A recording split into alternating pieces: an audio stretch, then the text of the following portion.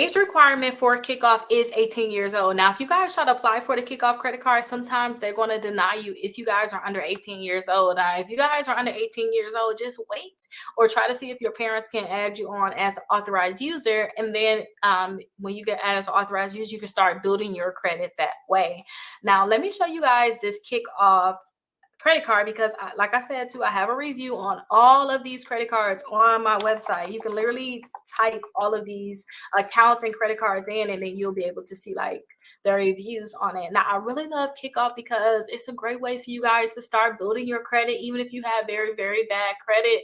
And with the Kickoff, I even have a lot of Q&A on here. So if you guys have questions, you guys can check out like the different Q&A. Can you buy things with Kickoff? Yes, you can definitely buy things with Kickoff. It's Kickoff credit card. I have a lot of Q&A for this credit card, but you have to make sure that you're 18 years old.